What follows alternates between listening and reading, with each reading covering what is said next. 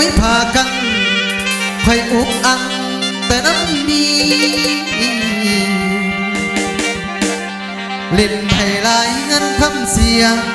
จังแม่นเมียน้องข้าตำรวจจับจนเป็นไข่บาดประกันออกมาก็ยังลิ้นคือเก่าเฮ็ดจังใดน้อหมู่เจ้าเมียจังสีเศร้าไปแน่นอนเมียเฮา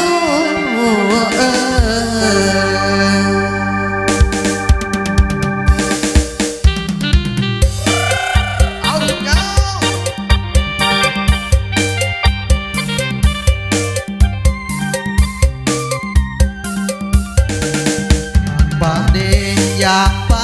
เมียเดอยากป้าเดอยากป้าเมียลิ้นไผ่คิดหลายทีก็ยังป้าบ่ได้ยังคิดเสียดายย้อนว่าเมียยัง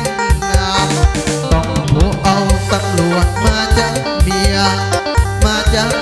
ไปดักสาวสัวเขาอย่าบอกนะว่าแผนการของเฮา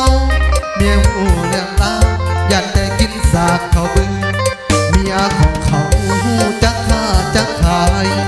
ทุกเพียงใดก็หาเงินช่วยกันเมียของเฮาบอกคำคุณจักอันในแต่ละวันมีแต่เบิกลายมือ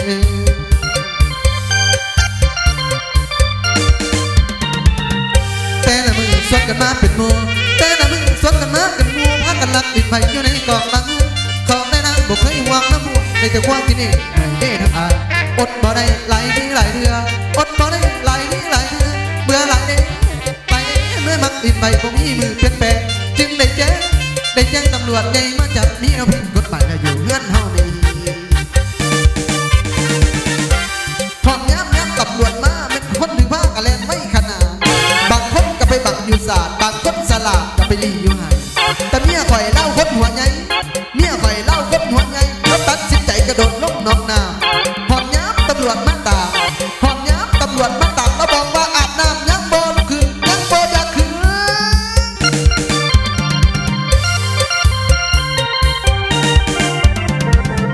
ให้สะอื้นอยู่ในดอกหนาวสั่นให้สะอื้นอยู่ในดอกหนาวสั่นน้ำหอมอีกขั้นไต่ตองทับทิ้งหน่อยไต่ตองย่อมเถิดน้องย่อมแรงคนดีให้จับเสียดีก็กินดีเลยน้องเดือนทองเงินหักเบียร์ย้อนว่าหักเบียร์จึงให้ตำรวจมาจับไปขังสวมข้างให้เจ้าอย่าเจ้าสั่งลิ้นไพ่เบื่อยามเจ้าออกคุกคนผ่านควบคุมจะเปลี่ยนแปลงนิสัยจัดงานตอนรับยิ่งใหญ่จะจัดงานตอนรับยิ่งใหญ่ข้าเป็ดข้าไก่สู่ขวัญให้คนดีเห็ดแล้วนี้บ่เป็นไอหักหลังได้บักดีไว้ก่อนเด็กน้ำมันขัดเจ้าเศร้าลิ้นไผ่เสียหายสู่อันขัดเป็นน้องย้อมเปลี่ยนย้อมแปะขัดเป็นน้องย้อมเปลี่ยนย้อมแปะพอชีดกของแม่สู่วัดผู้เดินน้องสู่วัดผู้เดินน้อง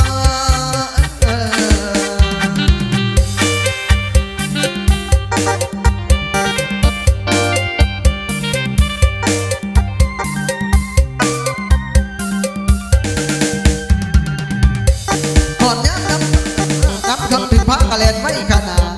บางคนก็ไปบังอยู่ศาสตร์บางคนสลาดก็ไปรีอยู่หายแต่เมียคอยเล่าคนหัวใหญ่แล้วตัดสินใจกระโดดลงหนองนาพอดย้ำตำรวจมาตามพอดย้ำตำรวจมาตามแล้วบอกว่าอาบน้ำยังโบยังคืนยังโบยังคืน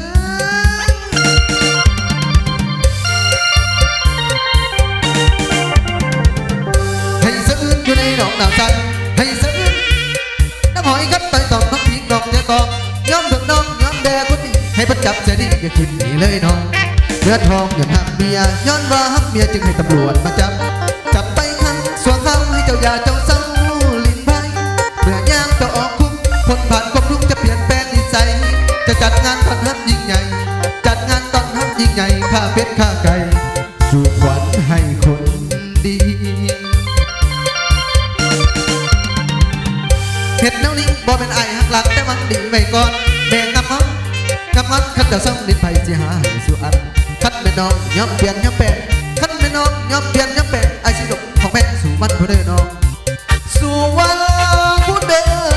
นน้อง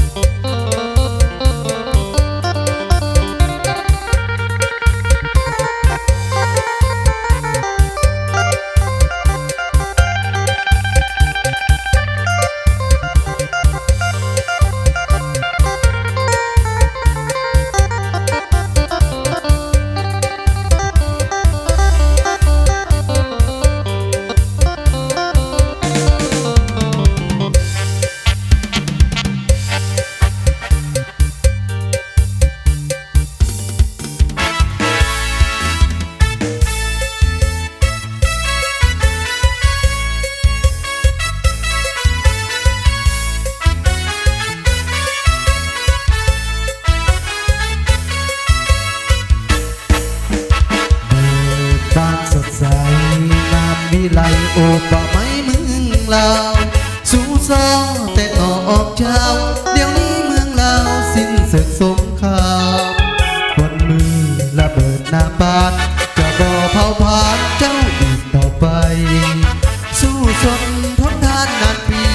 จนถึงวันนี้ชีวิตเจ้าสดใสมวลพฤกษามาลาผ่านไม่มวลพฤกษามาลาผ่านไม่ตรงกลางกิ่งบางประดับเมืองลาวที่สวยงาม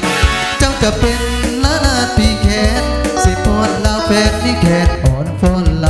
ำสมเสยสมเสยใส่สนสันติภาพขึ้นมามวลหน้าผาทั่วดาวได้เปลี่ยนสียามเสาต้องแสงสุรีฟุ้งสนีโหยหอมสุขมาเห็นบินเจยเจิดมาสู่อุราแท้เอ่ยย้อนมีการนำส่องใสผู้ผ่าป่าไม้จึงเขียวสดงดงามสร้างเมืองเล่าเมืองสวยงามสร้างเมืองเล่าเมืองสวยงามก่อเพสงครามที่ผู้พันทำมาลบผัดตองพระเจ้าอดเองต้องเป็นสัญญาว่าเล่ามีใจ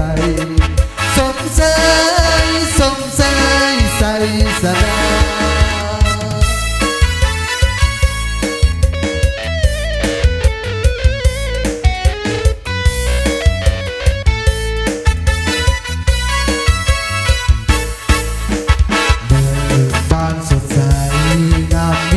โอป่าไม้เมืองลาว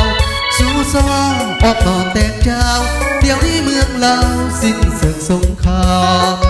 ควันมือระเบิดหน้าปานจะบ่เผาผลาญเจ้าอีกต่อไปสู้สนทนทานนานปีจนถึงวันนี้ชีวิตเจ้าสดใสมวลพฤกษามาลาผ่านไม่มวลพฤกษามาลาผ่านไม่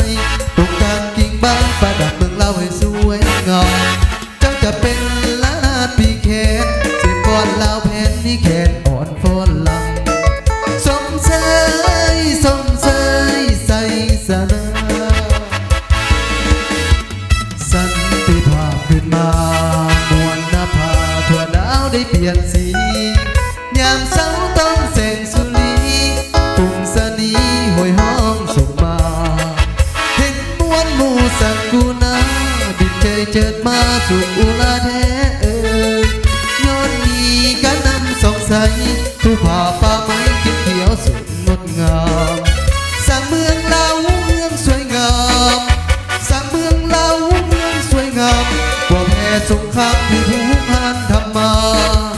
ลบผัดตองพระเจ้าอดเอ็นดังเป็นสัญญาว่าเรามีใส